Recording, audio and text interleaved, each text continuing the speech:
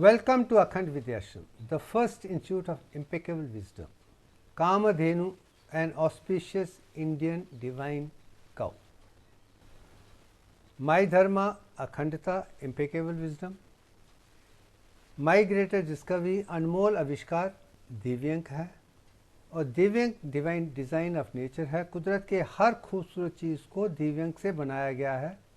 हम दिन दिन के आधार पे ही पूरे सृष्टि के निर्माण को, ज्ञान को, विज्ञान को, प्रज्ञान को, अखंडता को दिव्यंग के माध्यम से समझाने की कोशिश करें, ताकि सब चीज़ों में एक कंसिस्टेंसी रहनी चाहिए। एक कांस्टेंट का होना बहुत अनिवार्य है।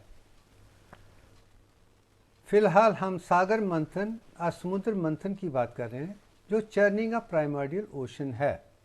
और ये कहा जाता है कि पुराने जन्मों में देवताओं ने और असुरों ने मिलकर ये डिसाइड किया था कि हमें अमृत चाहिए, और अमृत जो आकाश में बढ़ने के बाद वायु के माध्यम से ज़मीन पे आया था, वो ओशन में है और ओशन में ही सारी चीज़ें पाई जाती हैं। फिर उसके बाद सागर मंथन करके एक एक चीज़ें उभर के आई हैं, और उनमें से एक चीज़ जो उभर के आई है वो 14 पदार्थ दिखाए गए हैं। और मेरा मानना है सृष्टि की सारी चीज़ें अंत में समुद्र से ही बाहर आई हैं। हम इन विषयों पे बात करने की कोशिश करेंगे। अब फिलहाल हम बात कामधेनु की कर रहे हैं। अब हम जब सवाल कामधेनु का आता है तो हम कामधेनु को समझने की कोशिश करें। काम का मतलब कि आपकी नीड्स क्या हैं, डिज़ायर क्या हैं, ज़रूरतें क्या हैं। काम का it has nothing to do with sexuality. कामना, इच्छाएं, कर्मयोग, जो हम कर्म करते हैं, जो ध्यान करते हैं, जीवन में जो भी पाना चाहते हैं वो कर्म पे आधार है। हमारी सोच हमारी ज़रूरतों के हिसाब से हो, नीड बेस्ड हो, तो सब ठीक हो जाएगा। और उस नीड बेस्ड जो इच्छाएं हैं, ज़रूरतें हैं, जिसे हम अखंडता प्राप्त कर सकते हैं, वो जब दी जाती है तो उसे देनु कामधेनु कहे जिसने ही दिया है। कामधेनु को इतनी मान्यता दी गई है कि इंडियन काऊ जो एनिमल किंगडम में सबसे बढ़िया है, इसलिए हम काऊ के दर्शन भी करते हैं, प्रार्थना भी करते हैं और हर तरीके से काऊ पूजा भी करते हैं। जिस सनातन धर्म की सोच है, ये सोच कितनी सही है, ये बताने की मेरी एक छोटी सी प्रेरणा है कि हमने काऊ समुद्र मंथन में कामधेनु को इतनी मान्यता क्यों दी है। जब कामधेनु समुद्र से निकली थी, जिसका मतलब कि जब हम चीज़ें बनी थी, उसमें एक जब कामधेनु बनी है, उसके कुछ पदार्थ हैं, तो वो जाके ब्रह्म ऋषि जी को दी गई थी, ताकि उनकी आश्रम की सारी ज़रूरतें इससे पूरी हों।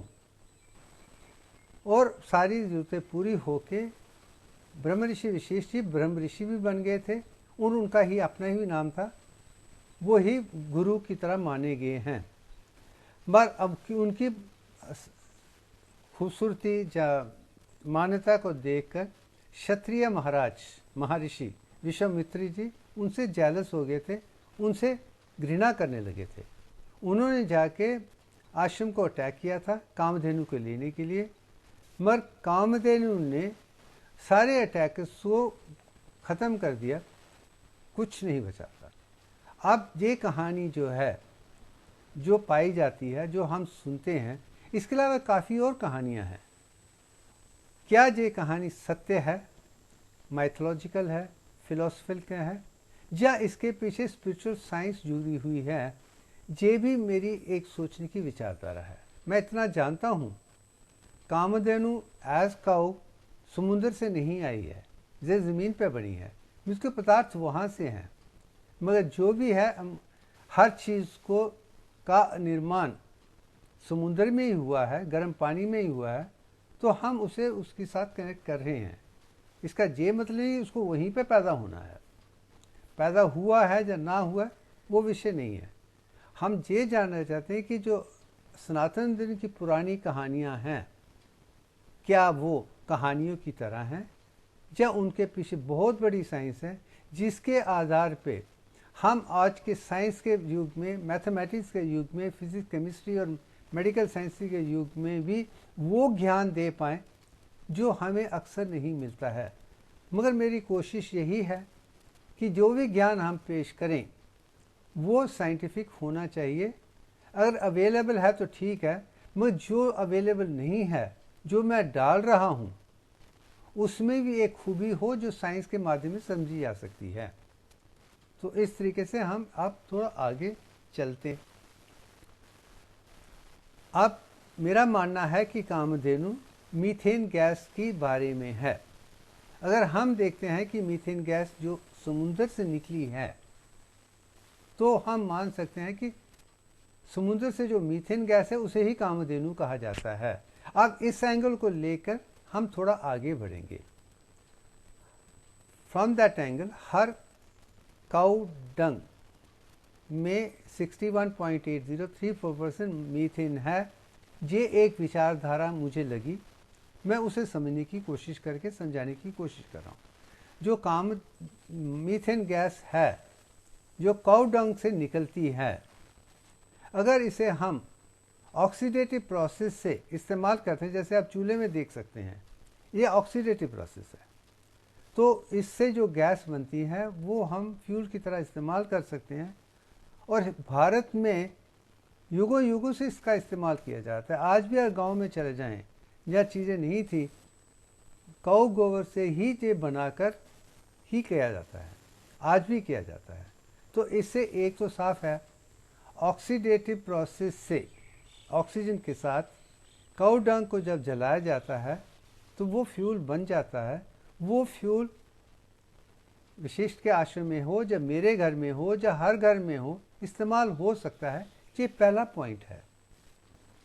दूसरा ये है स्पिरिचुअल साइंस और की, अब इसी साइंस को हम अगर देखें तो एनरोबिक डिकम्पोजिशन के आधार पे भी लिया जा सकता है। जैसे आप नीचे देखिए, कामधेनु है, उसका जो मैन्यूर है या गोबर है, उसे हम बायोगैस जनरेटर में डाल रहे हैं।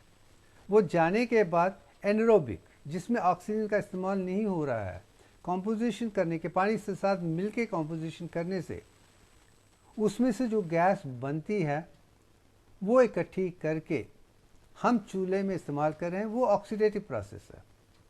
वो बाद में कार्बन डाइऑक्साइड बनकर सृष्टि में चला जाता है और वापस ज़मीन पे आ जाता है। फिर उसी कार्बन डाइऑक्साइड को प्लांट लेते हैं, उसे कार्बोहाइड्रेट प्लांट्स प्रोटीन वगैरह में इस्तेमाल करते हैं, बनाते हैं। वो सृष्टि में चल रहा है, वो नियमित रहता है। मगर जो चीज़ उभर गया है इसमें कि वो मीथेन है।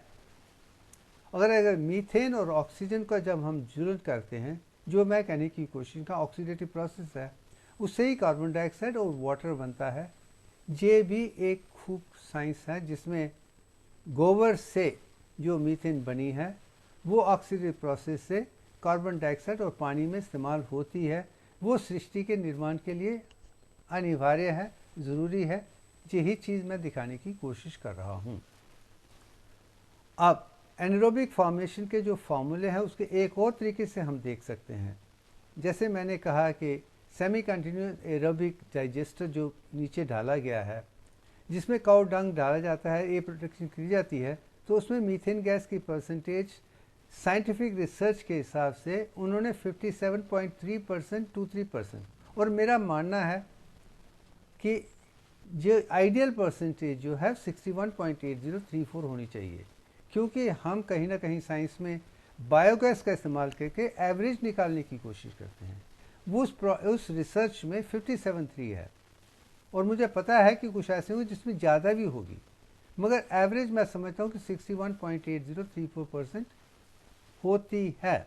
तो इससे ये साफ हो सकता है कि कामधेनु जो है उसका जो गोबर है उसमें मीथेन है, उसकी परसेंटेज ये है, वो अपने आप में डायनेमिक है, और ये भी दिव्यांग का हिस्सा है। जो उसके गैस है, सॉलिड मैटर है, वो 38 है। बाकी जो गैस है वो 61 पॉइंट है, वो डायनेमिक फॉर्म है। ये चीज़ यहाँ पे भी उभर के आती है। अब एनारोबिक डाइजेस्टर का भी और भी तरीके से हम इस्तेमाल करते हैं। और यहाँ देखिए एग्रीकल्चर वेस्ट को ऊपर डाला गया है। खाने पीने को जब हम फेंकते हैं उनको भी हम प्री डाइजेस्टेड फॉर्म में डाइजेस्टर में डाल सकते हैं। जैसे बायो सॉलिड गैस है, ऑर्गेनिक वेस्ट प्रोडक्ट हैं, जितनी भी जो चीज़ें हैं जिनमें मीथेन की संभावना ज़्यादा है, प्री प्रोसेसिंग प्रोसेस में डालकर मिक्स करने के बाद पानी के साथ मिलाने के बाद हम एनारोबिक डाइजेस्टर में डाल देते हैं। फिर उस डाइजेस्टर में से पोस्ट प्रोसेसिंग में जो मीथेन जो उभर के आती है उस सॉलिड फॉर्म या इसमें भी इस्तेमाल करते हैं, या इम्प्योरिटी रिमूवल करने के बाद हम उसे इलेक्ट्रिसिटी में या थर्मल फॉर्म में या फ्यूल फॉर्म में भी इस्तेमाल कर सकते हैं। तो मॉडर्न साइंस ने कभी कहीं पे भी हमने कामधेनु से डंग से जो मीथेन निकली है उसको इलेक्ट्रिसिटी बनाने में या गर्मी बनाने के लिए या फ्यूल बनाने के लिए या लिक्विड प्रोडक्ट बनाने के लिए या सॉलिड प्रोडक्ट बनाने के लिए हमने इस्तेमाल किया है। ये भी साइंस की उत्पत्ति है कि हम कामधेनु को इतनी मान्यता दे रहे हैं, इन चीज़ों को दे रही हैं, इससे बनाकर हम इसका सदुपयोग कर रहे हैं। कुदरत ने जो भी दिया है उसके पीछे कुछ है, मगर उसकी खूबियों को जानकर उसका कैसे हम सदुपयोग करके इंसान के लिए, जानवरों के लिए, सृष्टि के लिए इस्तेमाल कर सकते हैं, ताकि दुनिया का निर्माण भी अच्छा रहे, संतुलन भी अच्छा रहे और आज चीज़ चलती रही। वही वर्ल्ड पीस है, वही शांति है, वही साइंस का ऑब्जेक्टिव है। और वहाँ पे मैं मानता हूँ कि अगर हम दिव्य के आधार की साइंस को देखेंगे तो जो शुद्धता और रिसर्च में उभर के आएगी, मैं समझता हूँ ज़्यादा अच्छी होगी। उसके लिए कैसे चलना है, यही प्रोसेस हम अखंड विद्या के माध्यम से मैं डालकर दुनिया को दिखाना चाहता हूँ कि जो साइंस की है अच्छी है, इसमें कोई दो राय नहीं है। इतने सालों का जो उद्योग है जहाँ तक आए हैं बहुत अच्छा है, मगर उसमें और भी बढ़िया काम हो सकता है कि हम दिव्य की रेशा को उसके सामने, दुनिया के सामने पेश करें। अब एक चीज़ जो है जिसके आधार पे हम कह सकते हैं कि कामधेनु दूसरी काऊ से क्यों बेटर है। मैं किस वेस्ट दूसरी बात नहीं, मैं कामधेनु इंडियन नेटिव काऊ है, उसमें खूबियां हैं। और ये भी माना गया है माँ के दूध के बराबर बच्चों के लिए जो दूसरा दूध अनमोल है वो कामधेनु का ही है, इंडियन काउस का ही है, वो ऑलमोस्ट परफेक्ट है। इसलिए शायद रिप्लेसमेंट जो दी जाती है वो गाय के दूध की ही है, दूसरे दूध की नहीं होनी चाहिए, वो भी इंडियन काऊ की होगी तो जो और भी ज़्यादा अच्छा है। और मैं भी ये मानता हूँ कि कामधेनु के इतने बेनिफिट के कि पूरे आश्रम को आप चला सकते हैं। मैं प्योर वेजिटेरियन की बात कर रहा हूँ। अगर इस तरीके से देखा जाए तो कामधेनु में दो किस्म के दूध होते हैं, A1 A2। जो A2 है वो कामधेनु में ही है, A1 बाकी सब जानवरों में है, सब चीज़ों में है, मगर कामधेनु में ही A2 बीटा मिल्क है। और उसको प्रोसेस करने के लिए कैसे ग्लूकोज को लैक्टोज में बदल जाता है, ये एक प्रोसेस मैंने नीचे पिक्चर में दिखाया है जो साइंस की प्रोडक्ट है। और साइंस के आधार पे इसे कैसे सीखकर हम वहाँ तक पहुँचते हैं, ये वो है जो सीरियसली देखना चाहता है इसे पढ़ सकता है, लिख सकता है, जान सकता है। अब जब कामधेनु माँ प्रेग्नेंट होती है, उसके बाद जब पैदा होता है, जो पहला दूध निकल के आता है उसे हम क्लोस्ट्रम कहते हैं। क्लोस्ट्रम साइंस ऑफ कामधेनु को समझने की कोशिश करें तो हमें सीखने के लिए बहुत कुछ मिलेगा। क्लोस्ट्रम साइंस जो है उसमें ये देखा गया है कि जो क्लोस्ट्रम है उसमें मेटाबॉलिज्म इम्प्रूव होता है, एनर्जी इम्प्रूव होती है, एलर्जी इम्यूनिटी को इम्प्रूव करती है, इन्फेक्शन इन्फ्लेमेशन को कम करती है, डाइजेस्टिव सिस्टम को बढ़ाया दिया जाता है। और जहाँ तक कि कैंसर जैसी कैसी चीज़ भी क्लोस्ट्रम से ठीक की जा सकती हैं। तो आप समझ सकते हैं जो पहले दिनों का जो प्रोडक्ट है उससे उसके बच्चे के लिए और हम सब के लिए भी बहुत अनिवार्य है, बहुत ज़रूर यूज़फुल है, बहुत लाभदायक है। इसका इस्तेमाल करना चाहिए, समझना चाहिए, और समझने के बाद जो ज्ञान हम पाते हैं, अज्ञान ज्ञान विज्ञान प्रज्ञान टू अखंडता जाइए, फिर जाके हमारी सोचने की शक्ति बढ़ेगी और हमारा ज्ञान बढ़ेगा, और वही चीज़ हम दुनिया के सामने पेश करेंगे कि दुनिया में भी सीखने के बाद फिर उसे अनलर्निंग या उसे भूलने की ज़रूरत ना पड़े। वही ज्ञान हम स्कूल कॉलेज यूनिवर्सिटी सारी दुनिया को देना चाहते हैं कि बच्चों में भी सरल चीज़ें समझने की या इवन डिफ़िकल्ट चीज़ समझने की शक्ति ज़्यादा है। मगर हम उन्हें जब गलत नॉलेज देते हैं तो यही कॉलेज स्टूडेंट जब मेरे पास कॉलेज में आते हैं तो फिर उनको ठीक करने के लिए मुझे कितनी समस्या होती थी मुझे पता है। ये समस्या सबकी ना हो, मैं अकेला ही एक प्रोडक्ट बना रहा हूँ ताकि लोगों में अखंडता उभर के आए। तो पहला स्टेप जो कामधेनु का है कि ए टू मिल्क है, जो शुरू में आता है उसमें कोलेस्ट्रॉल ज़्यादा है। जैसे देख सकते हैं कि पहले दिन कंसंट्रेशन कम रहती है, ठीक रहता है, 5 दिन के बाद बढ़ जाता है, 6 दिन के बाद और बढ़ जाता है, और 25 दिन में वो कहीं ना कहीं ऑर्डिनरी दूध की तरह बन जाता है। और इसके बेनिफिट मैंने समझा दिए हैं। आगे देखिए कि स्पिरिचुअल की कंटिन्यू की ये है कि दूध से आप दही बना सकते हैं, कर्ड बना सकते हैं, प्रोबायोटिक बना सकते हैं। ये प्रोबायोटिक है, लाइफ के लिए बहुत अच्छा है, और हर इंसान को डेली दही खाना चाहिए। और दही मेरे लिए लंच का हिस्सा है। उसका ये फ़ायदा है कि ये प्रोबायोटिक है, लाइफ को और भी बढ़ाता है, डाइजेशन को और भी बढ़ाता है। और ये भी कोई इंसान अगर एंटीबायोटिक खा रहा हो तो लैक्टोबैसिलस कम हो जाते हैं, इन्फेक्शन बढ़ जाता है। तो उसके लिए भी जो दही है उसका इस्तेमाल बहुत ज़रूरी है। और ये एक्सेलेंट फॉर स्लीप है, इसमें ट्रिप्टोफेन ज़्यादा है, वो सेरोटोनिन है जो स्लीप के लिए अच्छा है। अगर आपको शांति चाहिए, सोना चाहते हैं ये, और सेरोटोनिन जैसे 5 हाइड्रोक्सी ट्रिप्टोफेन ही सेरोटोनिन है। ये भी साइंस ने दिखा दिया है। यही मैं दिखाने की कोशिश कर रहा हूँ कि दही में कितनी शक्ति है कि आप तंदुरुस्त रह सकते हैं, मुकम्मल रह सकते हैं, आपका हज़म ठीक हो जाएगा, किसी किस्म की कोई प्रॉब्लम नहीं रहेगी, कॉन्स्टिपेशन नहीं रहेगी, इंडाइजेशन नहीं रहेगी, गैस नहीं रहेगी, कुछ नहीं रहेगा। ये कर्ड का हिस्सा है। मगर इसमें ट्रिप्टोफेन सेरोटोनिन के कारण अगर आप जब ज़्यादा सोना चाहते हैं, खाइए, दही पीजिए, आपको अच्छी सी नींद आ जाएगी। अगर आगे देखें तो दूसरा जो प्रोडक्ट इस दही से दूध से बनाया जाता है वो पनीर है, कॉटेज चीज़ है, और उसका इस्तेमाल पूरी दुनिया करती है। मगर मेरा मानना है जो कामधेनु दूध से जो दही पनीर बनाया जाता है वो मुकम्मल है, वो कैसिन प्रोटीन से भरा हुआ है। अगर आप इस दूध को अच्छा उबालने के बाद उसमें सिट्रिक एसिड डाल दें, जो थोड़ी देर के बाद ग्रीन कलर में बन जाता है, वो पनीर बन जाता है, और उसे आप रसगुल्ले की तरीके से खा सकते हैं, पनीर के तरीके से खा सकते हैं, या सब्जी में डाल सकते हैं। उसकी अपनी एक मान्यता है, और इसके बहुत बहुत से लाभ हैं। और ये कौन से लाभ है ये भी हम आपको दिखाने की कोशिश करेंगे। अब A2 बीटा कामधेनु मिल्क के कितने एडवांटेजेस हैं हम उन्हें समझने की कोशिश करते हैं। सबसे पहला एडवांटेज मुझे नज़र आता है, मैं भी डॉक्टर हूँ, कि इंटीग्रेटेड हेल्थ चाहिए और रीजनरेशन चाहिए, तो आपको दही लेना चाहिए।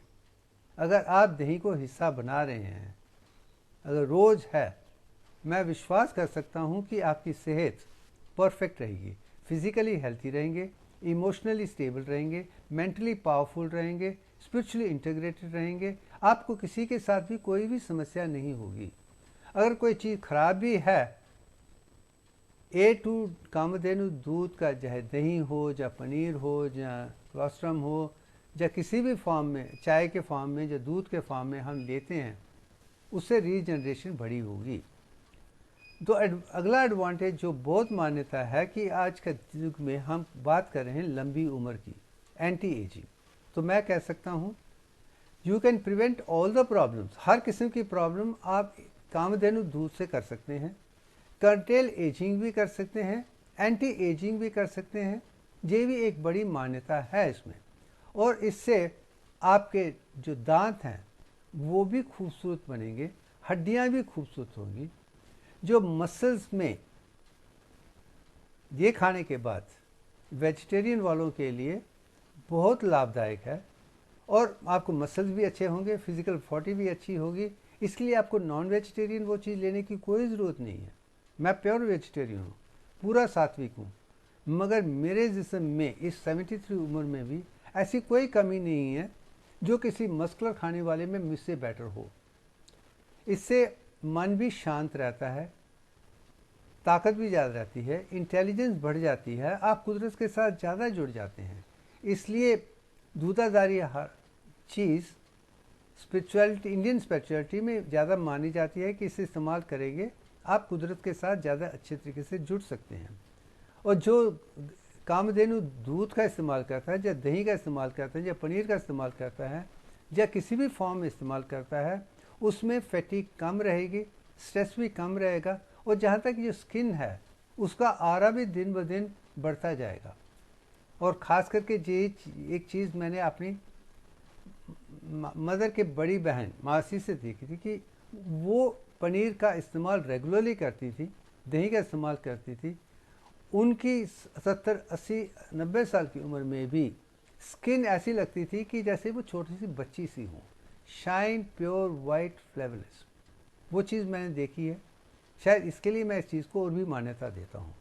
इससे डिवाइन ऑस्पिशियसनेस है वो भी बढ़ती है। इसमें कोई भी नेगेटिव पदार्थ नहीं है, कोई भी ऐसी चीज़ नहीं है जो आपको डिस्टेबलाइज करेगा या हार्मफुल स्टेज में बनाएगा, वायलेंट बनाएगा, अनट्रूथफुल बनाएगा, या कुदरत के खिलाफ जाएगा, ऐसी कोई चीज़ नहीं है।